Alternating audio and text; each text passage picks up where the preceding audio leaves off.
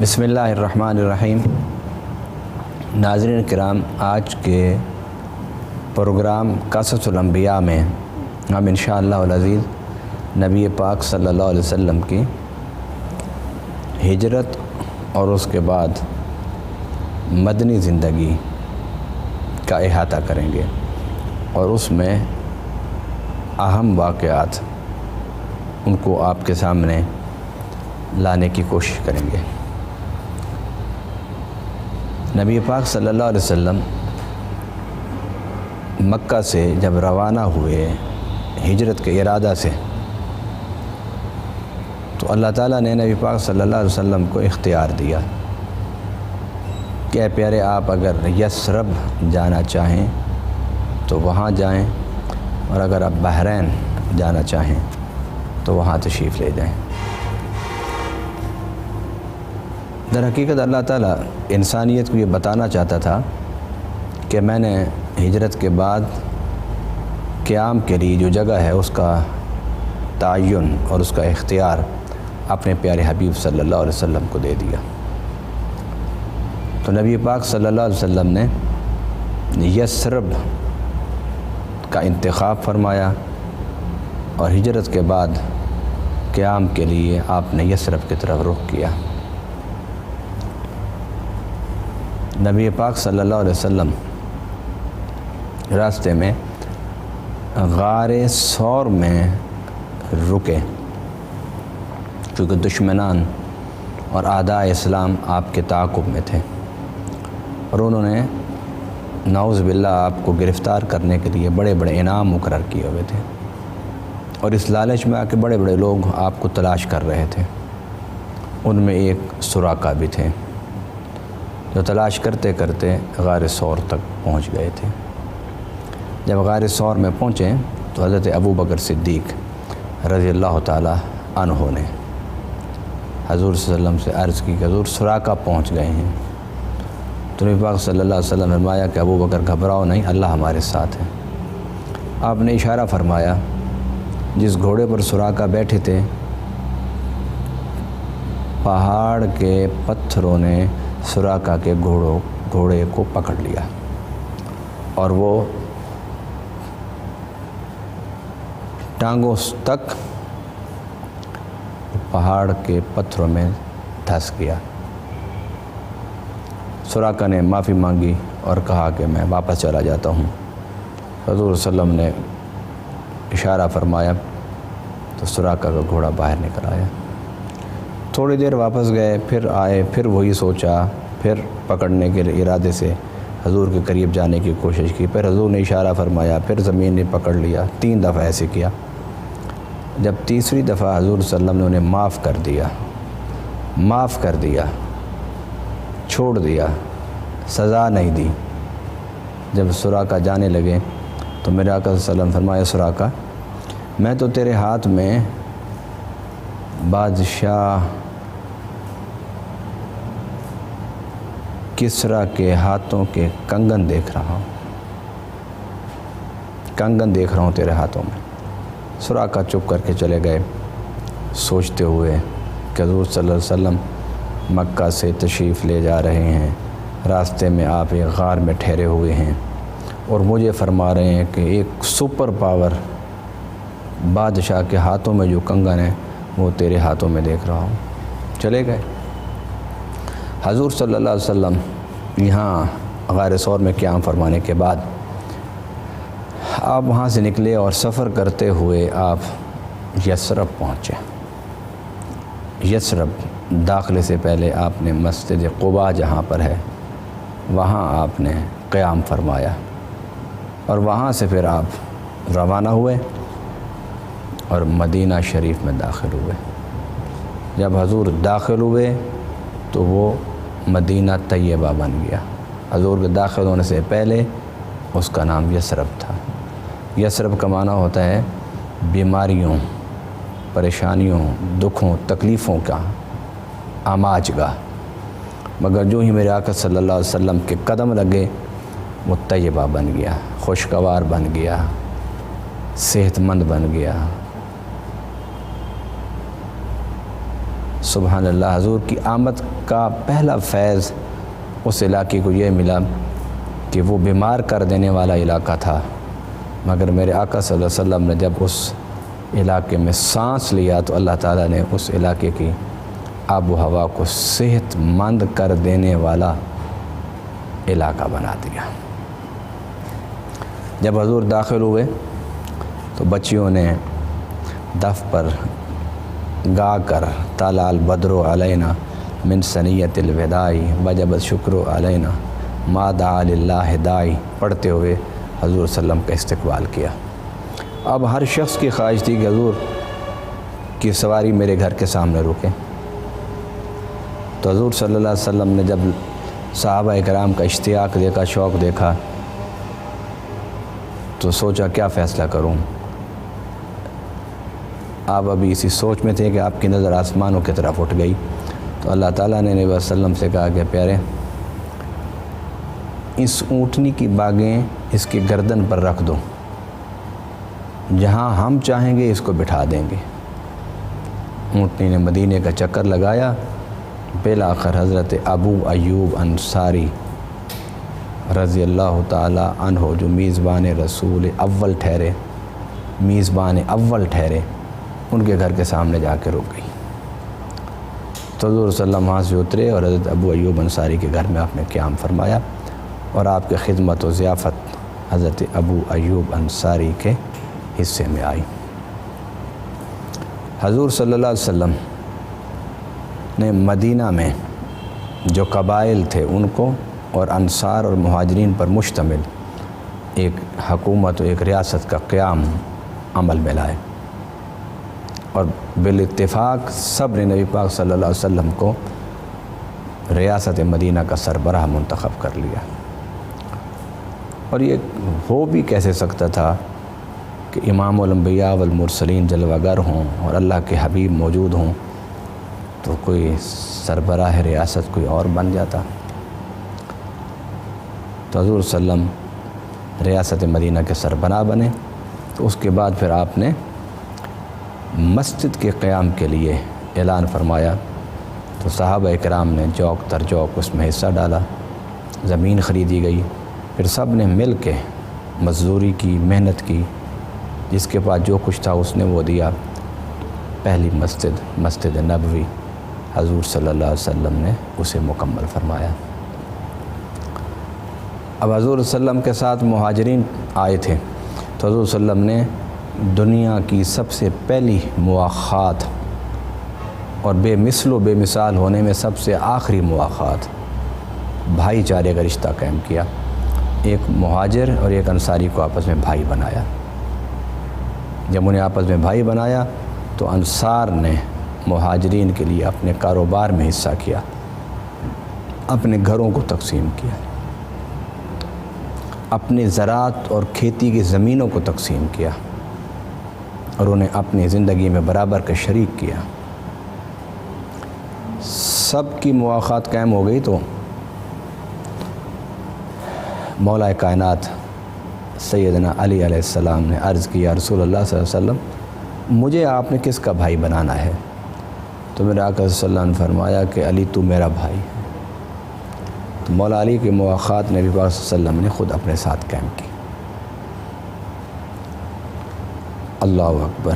یہ ایثار اور قربانی کی اتنی بڑی مثال تھی کہ جو اس سے پہلے تو انسانوں نے نہیں دیکھی تھی، مگر آج تک بھی ایسی مثال اپنی کیفیات کے اعتبار سے، اثرات و ثمرات کے اعتبار سے آج تک ایسی مثال تاریخ انسانیت نے نہیں دیکھی۔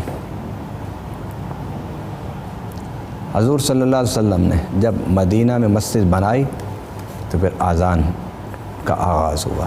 اذان کے الفاظ نبی پاک صلی اللہ علیہ وسلم نے تعین فرمائے، اور پھر اذان کے الفاظوں کو دہرانے کے لیے جسے مؤذن کہتے ہیں اس کے تعین کیا گیا، تو وہ قرہ حضرت بلال رضی اللہ تعالی عنہ کے نام نکلا۔ اب کیا ہوا کہ مدینہ کے مضافات کے لوگ دھڑا دھڑ مسلمان ہونا شروع ہو گئے۔ جب مسلمان ہونا شروع ہوئے تو مکہ میں اس کی خبر گئی، تو مکہ کے سردار بے چین ہوئے، کہیں ایسا نہ ہو کہ محمد صلی اللہ علیہ وسلم طاقتور ہو کر مکہ پر حملہ آور ہوں اور ہم سے ہمارے کیے ہوئے ظلموں کا بدلہ لیں اور مظلوموں کو انصاف دیں۔ انہوں نے لشکر اکٹھا کیا اور مدینہ پہنچ گئے۔ مدینہ کے قریب بدر کا میدان ہے، وہاں پہنچ گئے۔ جب نبی پاک صلی اللہ علیہ وسلم کو اطلاع ہوئی تو آپ مدینہ سے آپ نکلے، آپ نے بدر کے میدان میں آ کے ان کو روکا۔ مسلمان روزے کی حالت میں تھے، 313 تھے، نہ اسلحہ، نہ ہتھیار، نہ تلوار، نہ گھوڑے، سوائے اس کے کہ چند 3، 4، 5 کی تعداد میں یہ سب چیزیں تھیں۔ مسلمان بدر میں اترے اور اللہ تعالیٰ نے پھر مسلمانوں کو وہ فتح عطا فرمائی کہ تاریخ انسانیت میں ایسی فتح بھی نظر نہیں آتی کہ ایک طرف 1000 سے زائد ہوں، دوسری طرف 313 ہوں، ایک طرف ہر ایک کے پاس تلوار، نیزہ، بھالا اور سواری ہو، دوسری طرف سے 3 تلواریں اور 2 نیزے اور 4 بھالے اور چند سواریاں، ایک طرف کھا پی کے بڑے پیٹ بھر کے سیر ہو کے میدان میں اترنے والے اور دوسری طرف روزے کی حالت میں میدان میں اترنے والے، مگر اللہ تعالیٰ نے فتح دی، اس لیے کہ کم من فئۃ قلیلۃ غلبت فئۃ کثیرۃ بإذن اللہ۔ یہ اللہ کی مرضی ہے کہ چھوٹے چھوٹے لشکروں کو بڑے بڑے لشکروں پر غالب کر دیتا ہے اس کی مدد و نصرت سے۔ مسلمان جیت گئے، 70 کافر مارے گئے، 70 گرفتار ہو گئے۔ حضور صلی اللہ علیہ وسلم ان گرفتار کافروں کو مدینہ میں لائے، صحابہ سے مشورہ کیا، بالآخر اس بات پر اتفاق ہوا کہ ان سے فدیہ لے کے انہیں چھوڑ دیا جائے۔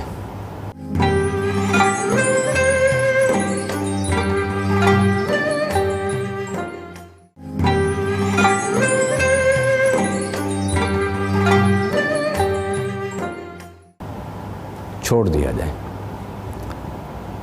کچھ وہ بھی تھے جن کے پاس فدیہ بھی نہیں تھا، تو نبی پاک صلی اللہ علیہ وسلم نے انہیں فرمایا کہ تم مدینہ کے بچوں کو لکھنا پڑھنا سکھا دو، ہم تمہیں معاف کر دیں گے، حالانکہ تم جنگی قیدی ہو۔ جنگی قیدی کا مطلب کیا ہوتا ہے کہ اگر ان کا بس چلتا مسلمانوں کو صاف کر دیتے۔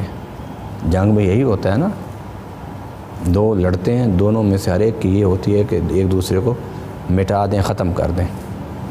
جنگی قیدیوں کو فرمایا کہ مدینہ کے باسیوں کے بچوں کو پڑھانا لکھانا سکھا دو، پڑھنا لکھنا سکھا دو، تو ہم تمہیں معاف کر دیں گے۔ اور معاف کیا حضور صلی اللہ علیہ وسلم نے۔ اس سے پتہ چلتا ہے کہ اسلام میں تعلیم کی کتنی اہمیت ہے اور کتنی ضرورت ہے، اور اسی سے پتہ چلتا ہے کہ اسلام میں غلامی کی کوئی گنجائش نہیں ہے۔ اسلام تو آزادی دینے کے لیے آیا تھا، اسلام تو سربلندی کے لیے آیا ہے، اسلام تو عظمت دینے کے لیے آیا ہے۔ اگر آپ چاہتے تو 70 کے 70 لوگوں کو غلام رکھ لیتے، لیکن نہیں، آپ نے فدیہ لے کر انہیں آزاد کیا، اور جن کے پاس فدیہ نہیں تھا ان کو صرف تعلیم دینے کے بدلے میں رہا کر دیا۔ ناظرین کرام، حضور صلی اللہ علیہ وسلم کی مدنی زندگی میں جو سب سے اہم موضوع ہے، ویسے تو ذات رسالت میں آپ صلی اللہ علیہ وسلم کی نسبت سے ہر موضوع بڑا اہم ہے، مگر سب سے بڑا اہم اس حوالے سے کہ جس پر مستشرقین بڑے اعتراض کرتے ہیں، وہ ہیں غزوات، حضور کی جنگیں، اور جس کی بنیاد پر وہ کہتے ہیں کہ اسلام تو جنگ کے ذریعے سے پھیلا، اسلام میں تو جنگ کی زبان سے بات کی جاتی ہے۔ ناظرین کرام، ہرگز ایسا نہیں، یہ الزام ہے، یہ الزام ہے، جس الزام کا مقصد مسلمان نوجوانوں کو برقلانا ہے، گمراہ کرنا ہے، رائے حق سے ہٹانا ہے۔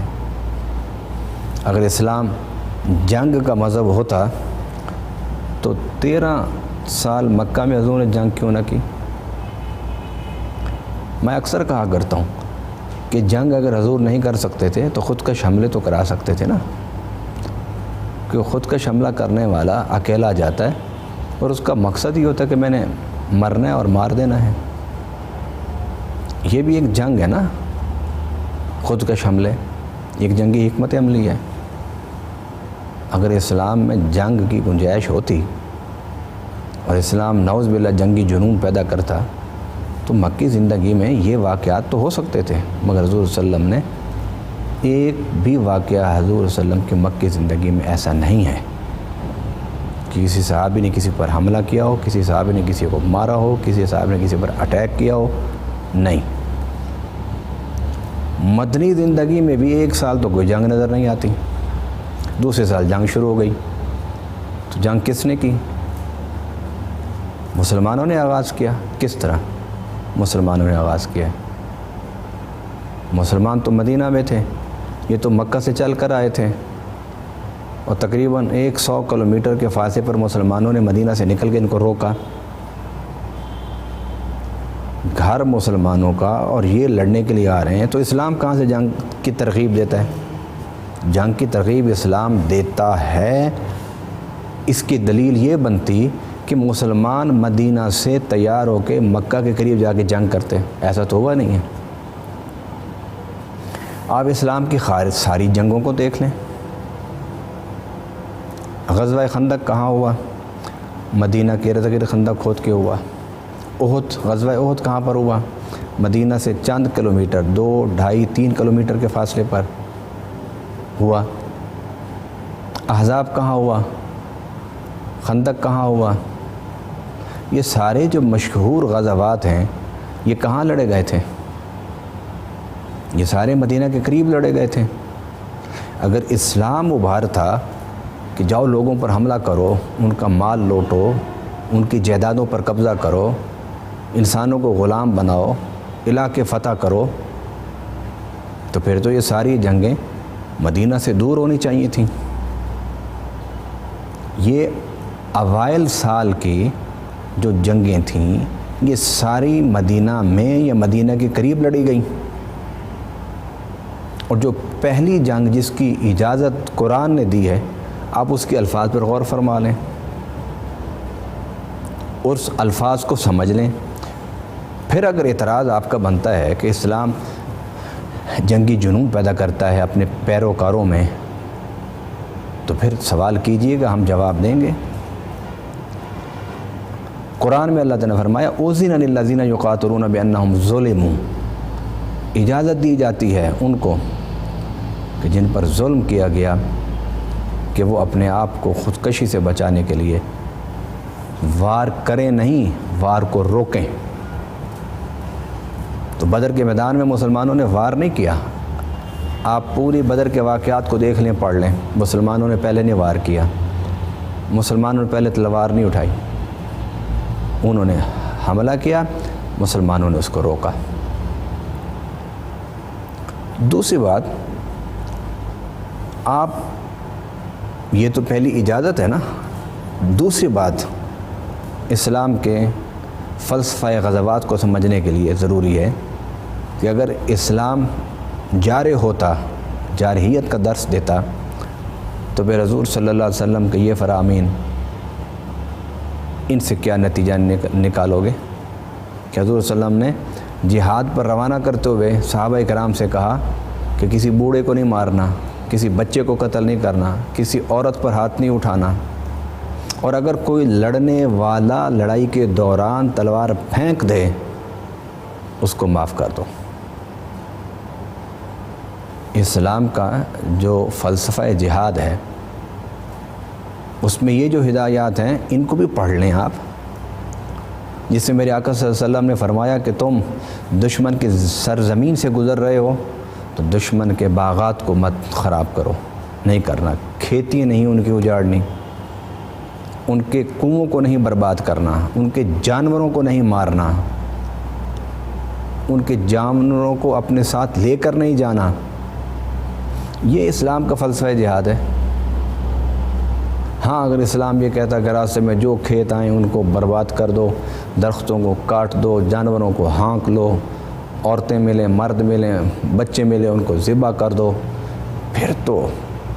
پھر تو کچھ آپ کے سوال کی گنجائش بنتی تھی کہ آپ اسلام کے حوالے سے غلط اور منفی پروپیگنڈا کریں، مگر اسلام کا فلسفہ جہاد بھی انسانیت کے لیے رحمت ہے۔ اسلام کا فلسفہ جہاد انسانیت کی خدمت ہے۔ مولا کائنات سلام اللہ علیہ آپ جنگ لڑ رہے تھے، جنگ لڑتے لڑتے آپ ایک کافر کے سینے پر بیٹھ گئے کہ میں اس انسانیت کے قاتل کو قتل کروں، مگر اس نے مولا کائنات کے چمکتے ہوئے چہرے پر تھوکنے کی کوشش کی۔ ناظرین کرام، آسمان پر تھوکا ہوا خود اپنے منہ پر آتا ہے۔ مولا کائنات اٹھے اور اسے چھوڑ دیا، تو اس نے کہا میں نے تو سوچا تھا کہ اب تو آپ اور زیادہ غصے سے مجھے پہلے مصلح کریں گے، پھر مجھے قتل کریں گے۔ مصلح کا معنی میرے اعضاء کاٹیں گے، پھر آخر میں آپ مجھے قتل کریں گے۔ آپ نے تو مجھے بالکل ہی چھوڑ دیا۔ تو مولا کائنات نے جو حروف ارشاد فرمائے، جو کلمات فرمائے، ذرا اس کو سمجھ لو۔ دنیا ہمیشہ نہیں رہنی، جو نظریہ حق ہے اس کو سمجھنے کی کوشش کرو، اور بالخصوص وہ لوگ جو حق کے متلاشی ہیں، جو مذاہب میں حقائق کو تلاش کرنا چاہتے ہیں، جستجو کرنا چاہتے ہیں، مذاہب کے فلسفے کو سمجھنا چاہتے ہیں۔ آپ نے فرمایا کہ پہلے تو میں اس لیے لڑ رہا تھا کہ میرا اللہ کا حکم ہے کہ جو انسانیت کا قاتل اس کو قتل کرو۔ جب تم نے میرے اوپر تھوکنے کی کوشش کی تو اس کے اندر میرا اپنا غصہ بھی شامل ہو گیا، تو میں اپنے غصے پر کسی انسان کو قتل نہیں کرنا چاہتا، اس لیے میں نے تمہیں چھوڑ دیا۔ بتاؤ اتنی اعلیٰ تعلیمات کہاں سے لاؤ گے؟ ناظرین کرام، مذہب کوئی بھی ہو وہ قتل کا درس نہیں دے سکتا۔ مذہب کوئی بھی ہو وہ انسانیت کو روندنے کا درس نہیں دیتا۔ حضرت عیسیٰ علیہ السلام نے بھی فرمایا تھا نا کہ اگر کوئی میرے ایک گال پر تھپڑ مارے گا تو میں اس کے سامنے اپنی دوسری گال کر دوں گا۔ یہ ہے نا مذہب، کہ جس میں انتقام کی بات ہی نہیں ہے، قتل کی بات ہی نہیں ہے، اسلام میں بھی نہیں ہے۔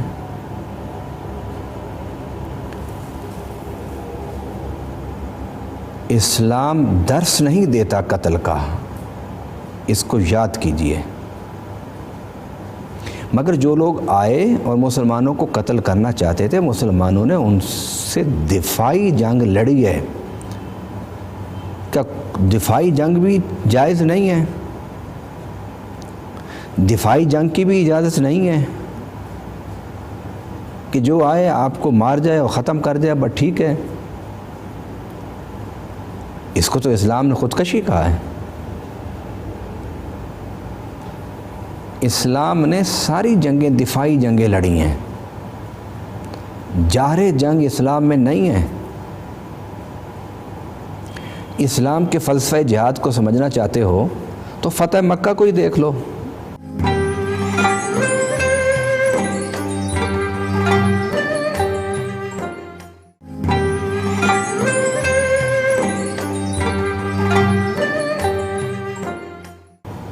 کہ فتح مکہ میں حضور صلی اللہ علیہ وسلم فاتح تھے، کوئی ایک آدمی بھی آپ کے سامنے کھڑے ہونے کی تاب نہیں رکھتا تھا۔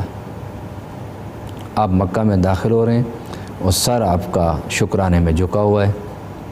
جب مکہ میں داخل ہوئے تو وہ سارے کھڑے تھے جنہوں نے 13 سال مکہ میں نبی پاک صلی اللہ علیہ وسلم پر اور آپ کے صحابہ اور آپ کے آل پر تشدد کیا تھا، قتل کیا تھا، ہجرتوں پر مجبور کیا تھا، لوٹا تھا، مارا تھا۔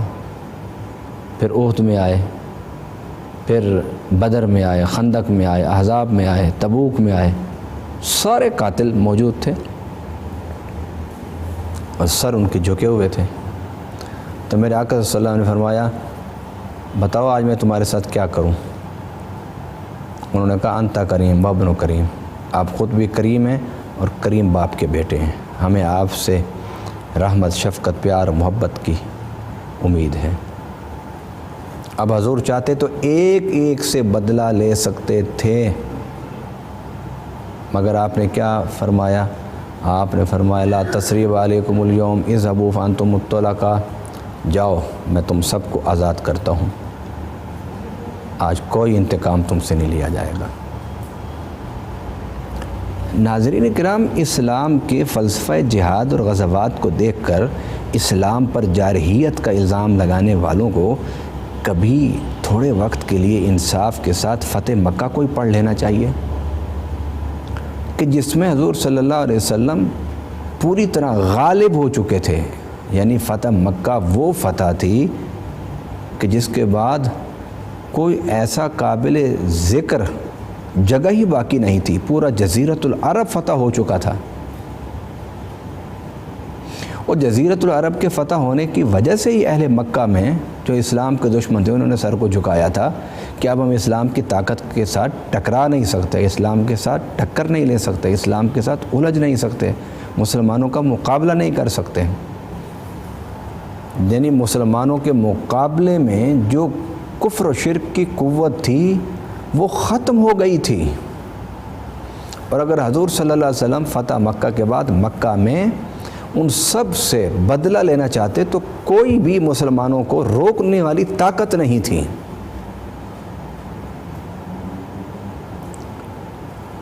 اور حضور صلی اللہ علیہ وسلم نے صرف یہی فرمایا، جاؤ میں تم سے کوئی انتقام نہیں لیتا، تم سب آزاد ہو۔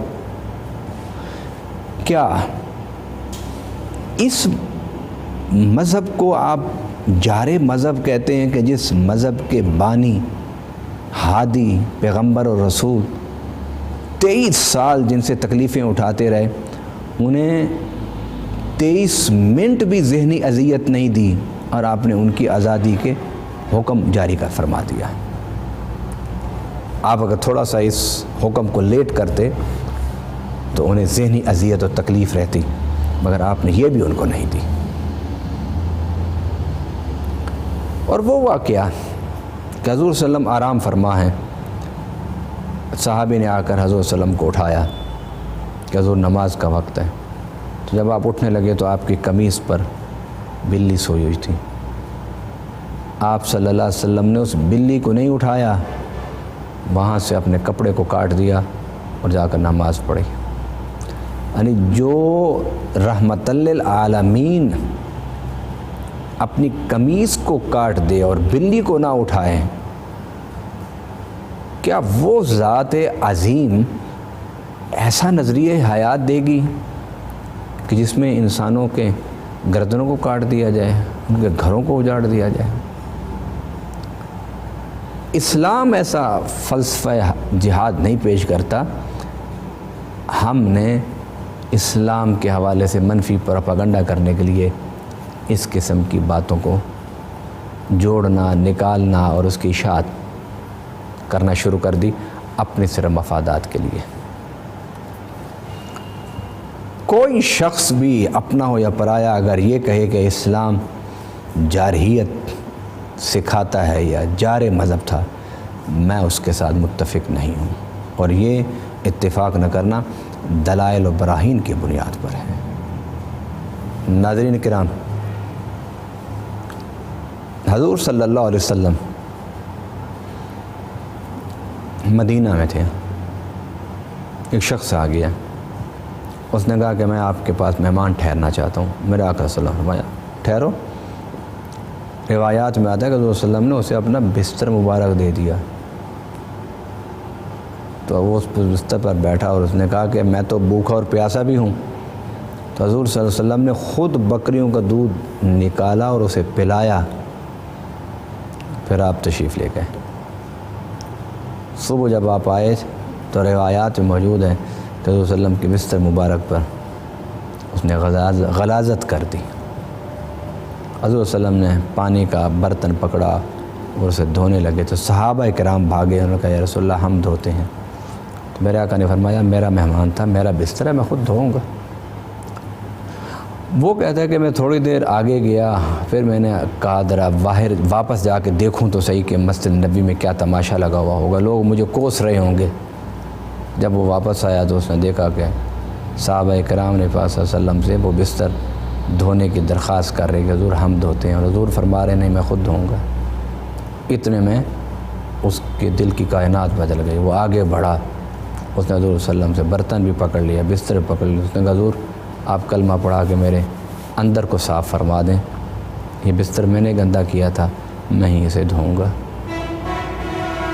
میں ہی اسے دھوؤں گا۔ حضور صلی اللہ علیہ وسلم نے اس طرح محبت، پیار، اخلاص کے ساتھ اسلام کو پھیلایا۔ حضور مدینہ میں سربراہ تھے، کیا وہ واقعہ بھول گئے آپ کہ حضور صلی اللہ علیہ وسلم ایک راستے سے گزرتے تھے تو ایک بوڑھی آپ پر کوڑا کرکٹ پھینکتی تھی، ایک دن بیمار ہو گئی، اس نے نہیں پھینکا، حضور گزر گئے تو اس دن پھر حضور جب وہاں سے گزرے تو اس نے نہیں پھینکا، میرے آقا رک گئے، صحابہ سے پوچھا کہ آج اس نے گند نہیں پھینکا، کوڑا کرکٹ نہیں پھینکا۔ صحابہ نے کہا حضور اچھا ہو گیا، کپڑے خراب ہوتے تھے، تکلیف ہوتی تھی، جان چھوٹ گئی۔ فرمایا نہیں، جاؤ پوچھ کر آؤ کہ وہ کیوں نہیں کوڑا کرکٹ پھینک رہی۔ جب صحابہ نے جا کر پوچھا تو اس نے کہا میں تو آج بھی پھینکوں مگر کروں گا، بیمار پڑی ہوں، بخار سے اٹھنے کی ہمت نہیں ہے۔ انہوں نے کہا تم کون ہو؟ انہوں نے کہا کہ جن پر تم کوڑا کرکٹ پھینکتے ہو ان کے ہم غلام اور نوکر ہیں۔ تو کہنے لگے کہ انہیں اور آپ کو تو خوش ہونا چاہیے تھا کہ میں بیمار پڑی ہوں۔ اتنے میں حضور تشریف لے آئے۔ میرے آقا صلی اللہ علیہ وسلم نے فرمایا دنیا سکھ دے کے سکھ دیتی ہے مگر کوئی دکھ دینے والے کو سکھ نہیں دیتا، اور اگر میں بھی سکھ کے بدلے میں سکھ دوں تو مجھ میں اور دوسروں میں کیا فرق رہے گا؟ مجھ میں اور دوسروں میں یہی فرق ہے کہ کوئی مجھے سکھ دے تو میں سکھ دیتا ہوں، اگر کوئی مجھے دکھ دے تو میں پھر بھی اسے سکھ دیتا ہوں۔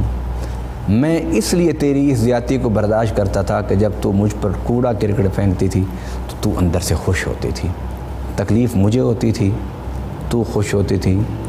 میں اس لیے اس کو برداشت کرتا تھا کہ تو مجھے تکلیف میں دیکھ کے خوش ہوتی ہے، اور اگر کوئی مجھے تکلیف میں ڈال کے خوش ہوتا ہے تو میں محمد تکلیف برداشت کروں گا، اس لیے کہ میری تکلیف سے کسی دوسرے انسان کو خوشی ہو رہی ہے۔ حضرت صلی اللہ علیہ وسلم نے اس کی عیادت کی اور اٹھ کے آنے لگے، اس نے حضور کا دامن پکڑ لیا، کہنے لگا ایسے نہ جائیے، اب مجھے اپنی غلامی میں لے لیجیے، کلمہ پڑھائیے۔ میں مکی واقعات کو نہیں ذکر کرتا، میں مدنی واقعات کو لے رہا ہوں جس میں حضور سپہ سالار بھی تھے، حضور قاضی بھی تھے، حضور جج بھی تھے، حضور سربراہ مملکت بھی تھے۔ اس دور میں بھی حضور صلی اللہ علیہ وسلم نے ان سارے واقعات کو برداشت کیا۔ کیا یہ برداشت کرنے والی شخصیت اس کو آپ کہیں گے کہ وہ جارحانہ نظریہ زندگی پیش کرتی رہی؟ سوچئے، انصاف کا دور ہے، تحقیق کیجئے، آگے بڑھیے، اسلام کے نظریہ حیات کو پرکھیے، اسلام کے نظریہ حیات کو دیکھیے، اسلام کے نظریہ حیات کو پڑھیے، سمجھیے۔ اسلام کے نظریہ حیات میں تمہیں دنیا کی آسودگیاں، عظمتیں ملیں گی، قبر کی راحتیں ملیں گی، اور آخرت میں نبی پاک صلی اللہ علیہ وسلم کی شفاعت ملے گی۔ ناظرین کرام، واقعات بہت ہیں حضور صلی اللہ علیہ وسلم کی مدنی زندگی میں، مگر میں نے مدنی زندگی کے حوالے سے فلسفہ جہاد پر اپنی توجہ کو فوکس کیا، صرف اس لیے کہ میں آپ کے ذہنوں میں ایک بنیاد پیدا کر دوں، ایک سوچ پیدا کر دوں کہ ہمیں اسلام کے فلسفہ جہاد پر تحقیق کرنی چاہیے۔ آگے بڑھیے، تحقیق کا دور ہے، علم کا دور ہے، آگے بڑھ کے کتابوں کو کھولیے، پڑھیے، دیکھیے کہ دنیا کے مذاہب میں اسلام کا کیا مقام ہے، اور دنیا کے نظام ہائے زندگی میں اسلام کا نظام زندگی کا کیا مقام ہے۔